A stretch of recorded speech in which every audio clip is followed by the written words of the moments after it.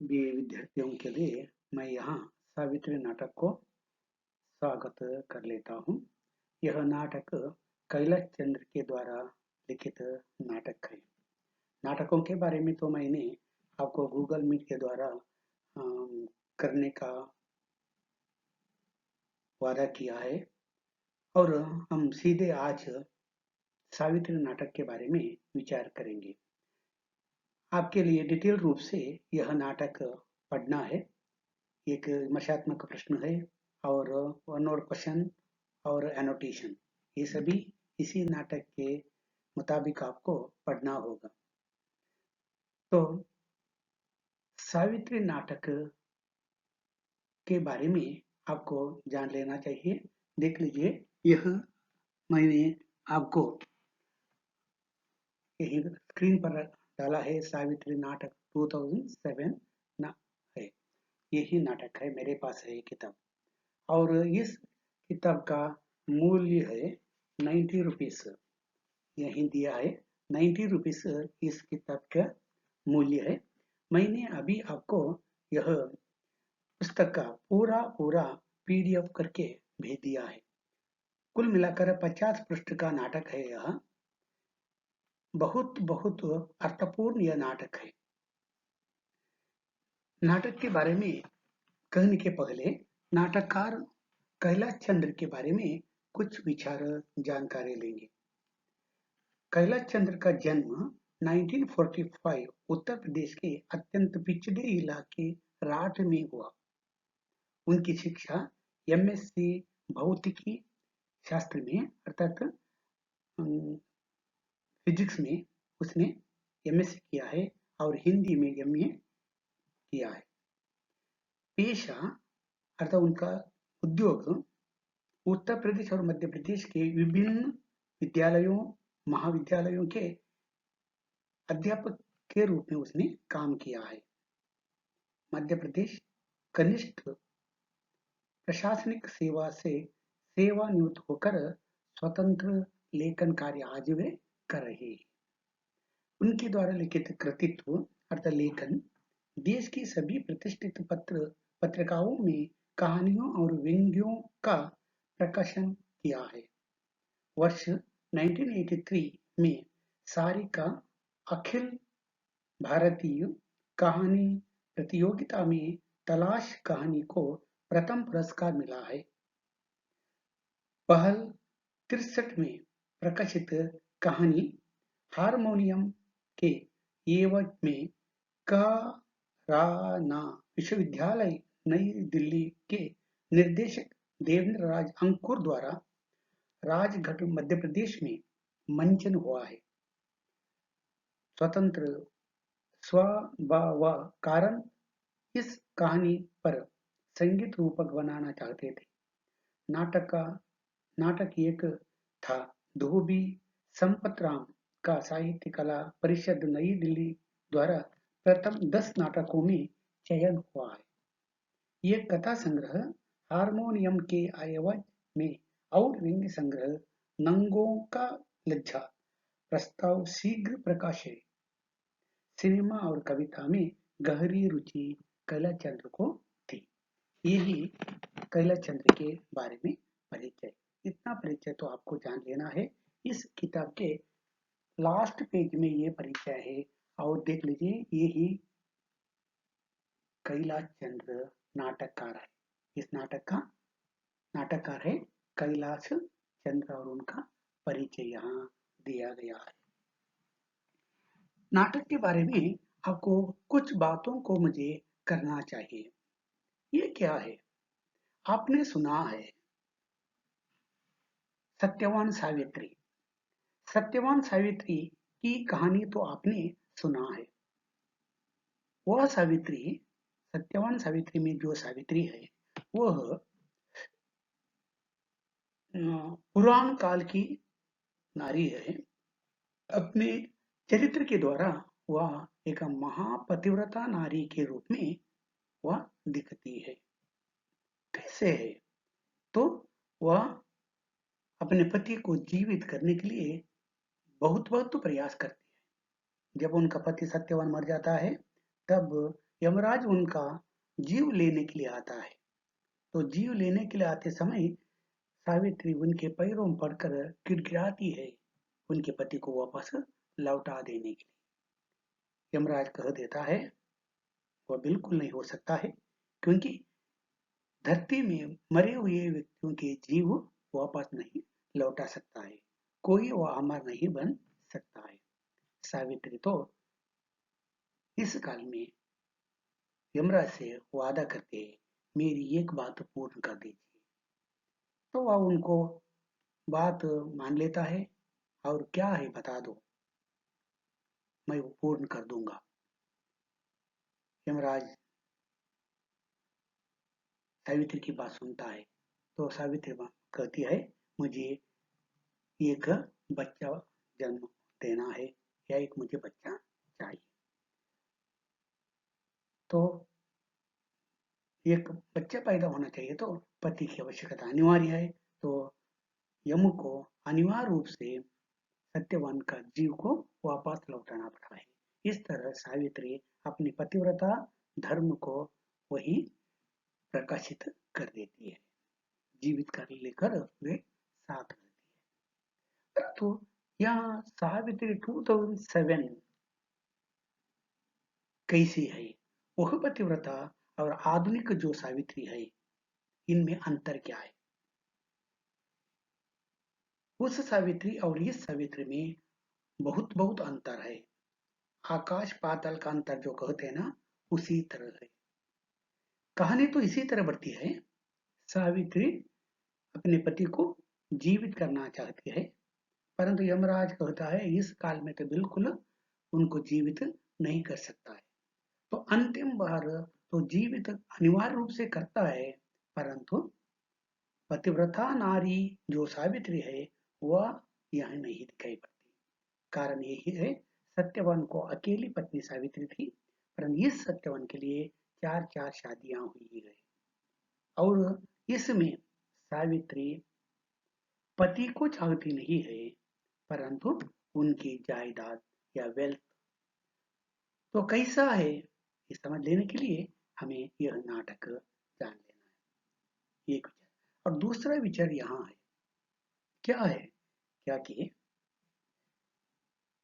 इस नाटक में देवलोक का दृश्य तो दिखाई पड़ता है, परंतु वह दृश्य भूलोक का ही है। वे दफ्तर की सरकारी दफ्तर के दृश्यों को दिखाते हैं, परंतु सरकारी दफ्तरों में लोग अपना कर्तव्य निभाने में बहुत पिछड़े हैं या पीछे हैं। काम तो नहीं करते हैं, परंतु वे रिश्वत तो लेते हैं, बहुत बहुत करप्ट हैं। 11 बज जाने के बाद तो ऑफिस में आते हैं, साइन तक कर लेते हैं और बाहर घूमने के लिए जाते हैं। काम तो कुछ नहीं करते हैं, परंतु पैसे तो जो लोग आते हैं उनसे लेते हैं। ये दृश्य को यही हम देखते हैं। ये दृश्य देखते समय किसी एक सरकारी दफ्तर का वह चित्र हूबहू मिलता है। क्या नाटक है, इसी तरह सरकारी ऑफिस में दिखाई पड़ता है। और यहाँ आने वाले बाबू साहब भी वे केवल रिश्वत में ही लगे रहते हैं। ये दृश्य सभी देखना चाहिए, तो ये विषय को समझ लेना चाहिए, तो हमें यह नाटक सुन लेना चाहिए। और इस नाटक में कई पात्र हैं, ये सभी पात्र हैं, परंतु मंच पर शब्द क्यों लिया है, क्योंकि एक नाटक कई बार खेला गया है। एक बार जो नाटक अभिनय करने के जो व्यक्ति हैं, उन व्यक्तियों का नाम इधर दिया गया है, और नाटक पात्रों का नाम यहाँ दिया गया है। देखेंगे, मैं तो पात्रों को पढ़ता जाऊंगा, वही तो मैंने दे दिए। परलोकी, यमलोकी, अकाल मृत्यु बाबू, कुलीन, राहगीर, हलाखल बाबू एक व्यक्ति, गोलक बाबू, कालकूट बाबू भिखारी, बाबू एक, बाबू दो, राहगीर, बाबू तीन, अनिल सूत्रधार।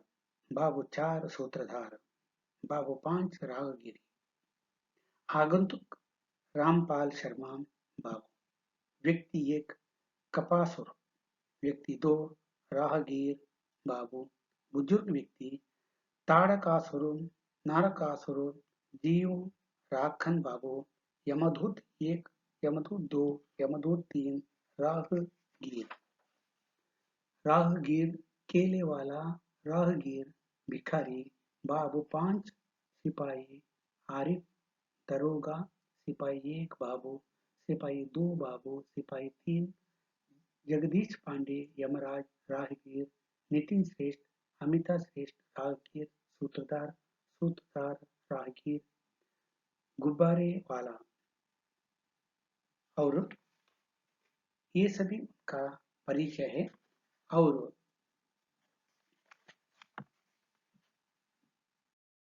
इसे बात है, और मैंने सीधे नाटक की ओर दे दी है। प्रस्तावना में मैंने ये बता दिया है, यह नाटक सीधे हमारे सरकारी दफ्तरों की जीता जागता चित्र दे देता है। अंक 1, और ये नाटक को कैसे लिखना चाहिए देख लीजिए। प्रधान विषय को कम से कम 3 अंकों में भाग दिया जाता है, और प्रथम अंक में प्रवेश के रूप में रहता है, द्वितीय अंक में प्रधान विषय, और अंतिम विषय तो अंक तीसरे। और अंक 1 अंक में कई दृश्य होते हैं, अलग अलग विषयों को अलग अलग दृश्य में व्यक्त किया जाता है। यहाँ देख लीजिए, दृश्य 1 में यह यमलोक के एक दफ्तर का दृश्य दिखाई पड़ता है। यमलोक के एक दृश्य है, और यमलोक का दृश्य दिखाई पड़ा तो वह दृश्य हमारे सरकारी दफ्तर का ही दिखाई पड़ता है। देख लीजिए, सामने की दीवार पर जीव आगम निर्गम कार्यालय का बोर्ड टंगा है। अतः एक ऑफिस है, स्वर्ग में ही ऑफिस है, परंतु एक आगम निर्गम अर्थात एक जीव आने के लिए और जाने के लिए वह एक बोर्ड टंगा हुआ है, नेतृत्व इत्यादि। 8-10 टेबल कुर्सियां कुछ बेतरतीबी से पड़ी हैं, और उस ऑफिस में 8-10 कुर्सी और मेज है, और बेतरतीब अर्थात क्या है, एक व्यवस्थित रंग से नहीं है, वे पड़ी हुई है। टेबलों पर इन आउट की ट्रे रखी हुई है, आउट की ट्रे रखी हुई है। इन ट्रे में ಫೈಲುಗಳ का ढेर लगा है, ಎಲ್ಲ ಫೈಲುಗಳು ಬಂದಿದೆ, ಹೋಗುವಂತ ಫೈಲ್ನಲ್ಲಿ ಒಂದು ಇಲ್ಲ, ಅಂದ್ರೆ ಎಲ್ಲ ಫೈಲುಗಳು ಬಾಕಿ ಇದೆ ಅಂತ ಅರ್ಥ। इनकमिंग ट्रे में बहुत फाइल हैं, आउटगोइंग ट्रे में खाली है, अर्थात आउटगोइंग अर्थात उसमें रहना चाहिए, तो कुछ नहीं। इन ट्रे में फाइलों का ढेर लगा हुआ है, ढेर का राशि बहुत बड़ी ये ढेर है। आउट ट्रे लगभग खाली है। अधिकतर टेबलों पर नदारत है, ನೋಡಿ ಅದಿನ अधिकतर ಹೆಚ್ಚಿನ ಟೇಬಲ್ಗಳಲ್ಲಿ ಖಾಲಿ ಟೇಬಲ್ಗಳಿವೆ। इससे कार्य के प्रति दिलचस्पी का पता आसानी से चल जाता है। मंच पर प्रकाश होते ही दफ्तर का चपरासी परलोकी बाएं कंधे पर अंगोछा डाले प्रवेश करता है। बाएं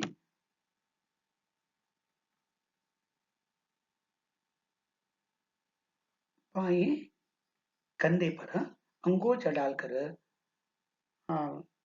ऑफिस में प्रवेश करता है, रंगमंच में ऑफिस है वह प्रवेश करता है। वह कौन है? चपरासी, सेवक या नौकर, P1 समझ लीजिए। दफ्तर की घड़ी इस वक्त 11 बज रही है, ಗೊತ್ತಾಯ್ತಲ್ಲ ನಿಮಗೆ? 11 ಬಜೆ 11 ಗಂಟೆ ಆಗಿದೆ, ಆಫೀಸ್ನಲ್ಲಿ ಯಾರೂ ಬರಲಿಲ್ಲ, ಈಗ चपरासी मात्र वही आया है और वह टेबल क्लीन करने लगा है। परलोक की टेबल ही साफ करने की नियत से पास जाता है, ಅಂದ್ರೆ ಪ್ರಾಮಾಣಿಕವಾಗಿ ಈಗ 11 ಗಂಟೆಗೆ ಟೇಬಲ್ ಸಾಫ್ ಮಾಡ್ಲಿಕ್ಕೆ ಹೋಗ್ತಾ ಇದ್ದಾನೆ। बिना कपड़ा मारे लौट आता है। परलोकी लो अब का सफाई करें, ಈಗ ನಾನು ಎಲ್ಲ ಕ್ಲೀನ್ ಮಾಡಬೇಕು। कितना 11 बज गया है। यहाँ हर टेबल पर तो 10-15 मक्खियां पड़ी हुई है। 10-15 ಮಕ್ಕಿಯ ಪ್ರತಿ ಟೇಬಲ್ನಲ್ಲಿ 10-20 ಮಕ್ಕಿಯ ನೊಣಗಳಿವೆ. ಯಾಕೆ ನೊಣ ಉಳಿಯೋ ಕೆಲಸ ಮಾತ್ರ ಅವ್ರು ಮಾಡ್ತಾರೆ. ऑफिस में काम कुछ नहीं करते. इस दफ्तर के बाबू लोग दिन भर मक्खियां मारते रहते हैं. दिन भर क्या करते हैं? मक्खियां मारते रहते हैं, पर काम कुछ नहीं करते हैं. ये लोग 11 बज गए और एक भी बाबू के दर्शन अभी नहीं हुए. देखिए 11 बज गया है, एक बाबू साहब भी अंदर नहीं दफ्तर में आया है. 11 ಗಂಟೆ ಆದ್ರೂ ಒಬ್ಬರು ಬರಲಿಲ್ಲ. पर हमको क्या, हम तो इस दफ्तर के चपरासी हैं. बरली वाला दे लेना, नಮ್ಗೆ ಏನಾಗಬೇಕು? आएगा ना जा आए, हमें क्या होना है? मैं तो इस दफ्तर का चपरासी हूँ, मेरा कर्तव्य तो मैं करूंगा. चपरासी ही बने रहेंगे. चल परलोकी, अब तू लग जा काम पर. अपने आप को कहता है परलोकी, दूसरों की बात नहीं बताना, तुम्हें क्या करना है अपना काम करो. परलोक के टेबलों पर अंगूठे से उल्टे सीधे हाथ मारता है. उल्टे सीधे इस तरह, उसका मतलब है वो क्लीन करता जा रहा है. तभी अकाल मृत्यु बाबू हाथ में फाइलें पकड़े प्रवेश करते ही. अकाल मृत्यु नामक एक व्यक्ति है, वह अभी आता है.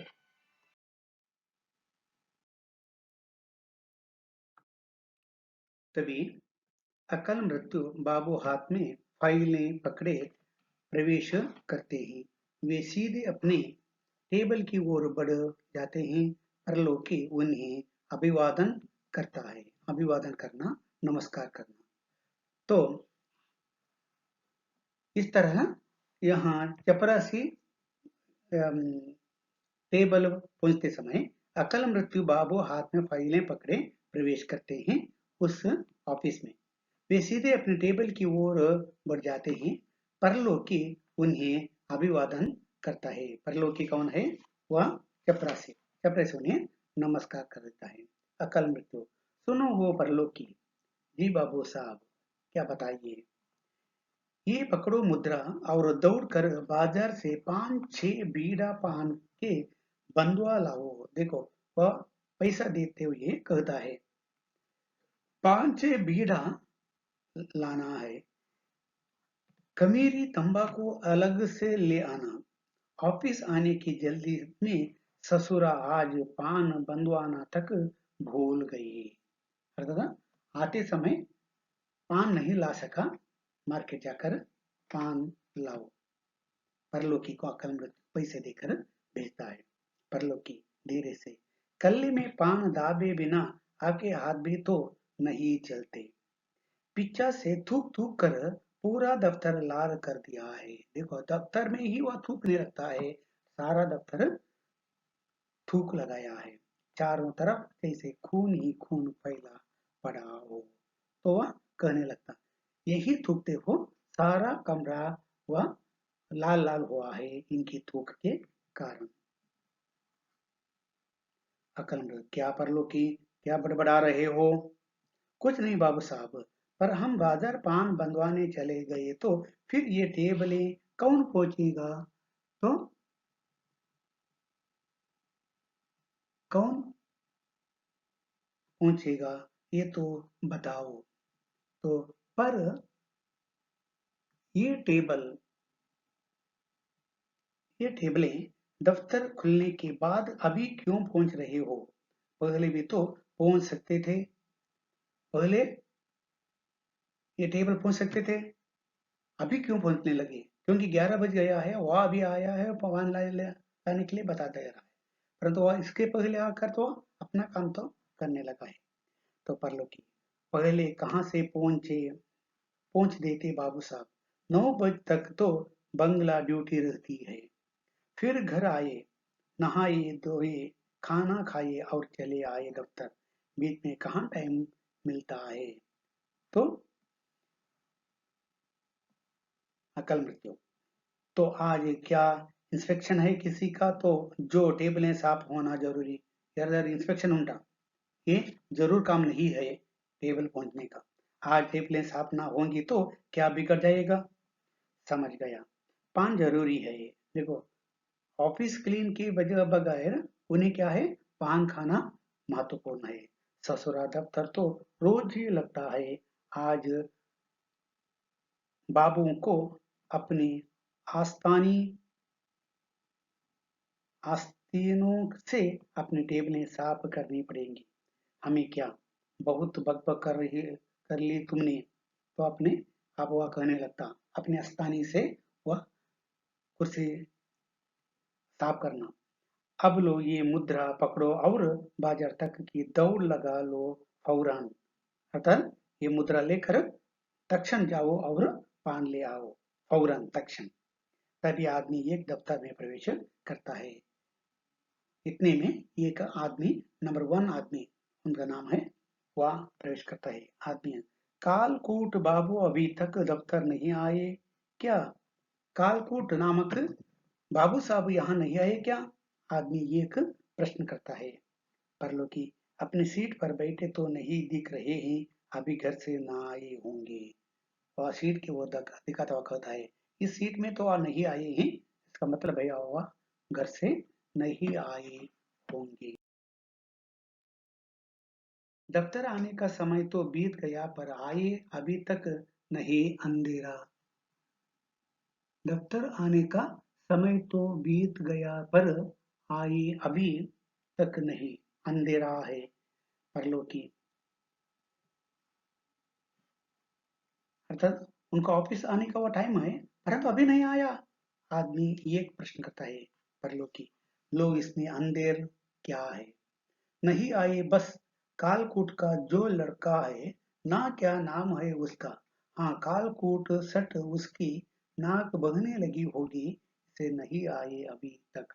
अरे, उन्हें ऑफिस का काम अनिवार्य है, परंतु वह कहता है उनके बेटे की नाक बहने लगी है, इसलिए वह नहीं आया होगा। आदमी एक, कालकूट बाबू को तनख्वाह अपने बच्चे की नाक पहुंचने की मिलते है क्या? तो तनख्वाह अर्थात सैलरी, तो सैलरी कहाँ से मिलता है? गवर्नमेंट से। उनके बच्चे की देखभाल करने से मिलता है क्या? तो सैलरी कहाँ मिलता है, वहां उनको काम के लिए आना चाहिए। आदमी ये की बात है।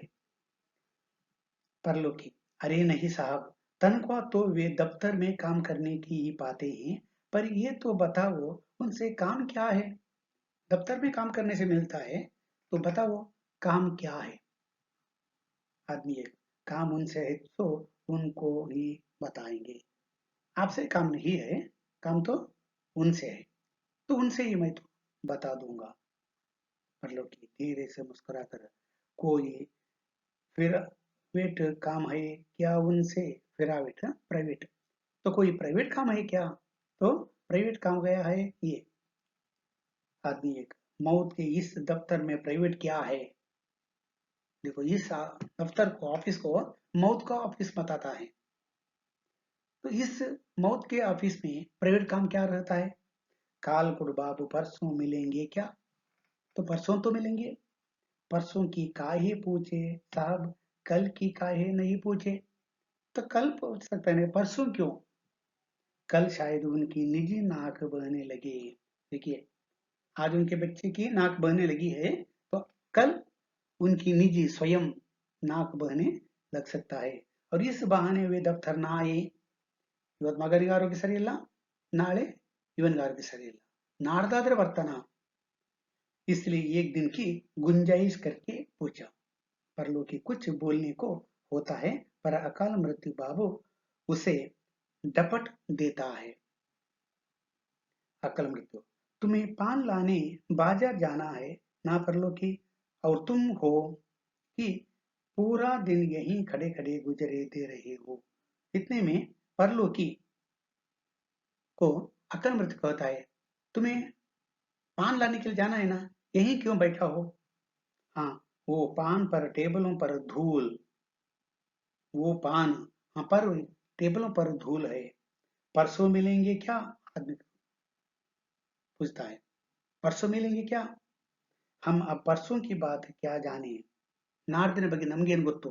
अकाल मृत्यु होता है, परसों अपनी सीट पर मिल भी सकते हैं, अपनी सीट पर मिल भी सकते हैं। आखिर कालकोट बाबू का टौर ठिकाना इस दफ्तर के सिवा और कहाँ है। एक ना एक दिन तो मिलेंगे ही अपनी सीट पर। एक ना एक दिन तो अपनी सीट पर मिलेंगे। आदमी एक, इस तसल्ली के लिए धन्यवाद। तसल्ली, समाधान। इतना तो समाधान दिया ना, इसलिए धन्यवाद। पर ये तो बताइए, इतनी सारी धांधलियां क्यों चल रही है इस दफ्तर में। और ಒಂದು ಮಾತಾಡಿ ಮಾತ್ರ, इस तरह की धांधलियां क्यों होने लगी है। धांधलियां, कैसी धांधलियां। कहीं आप पिए तो नहीं है। पिए तो नहीं है। इस तरह वह आवाज उठाने लगता है। बाद में अकाल मृत्यु की बातों से क्या होता है, वह तो हमें अगले पेज में देखना है। तो कुल मिलाकर अब तक हमने इतना ही जान लिया है। क्या जान लिया है? ಏನ್ ತಿಳ್ಕೊಂಡಿದ್ದೇವೆ? वह एक सरकारी दफ्तर है। परलोकी टेबल क्लीन करने लगा है और अपने आप को कुछ बोलने लगा है। 11 बजने पर भी कोई नहीं आए हैं। तो अकाल मृत्यु आता है और बैठने के बाद वह कहता है 5-6 बीड़ा लाने के लिए या पान लाने के लिए।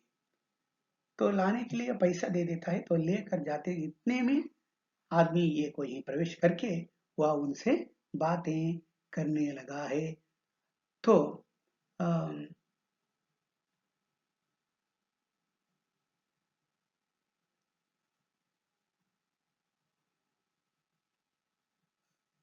कालकूट बाबू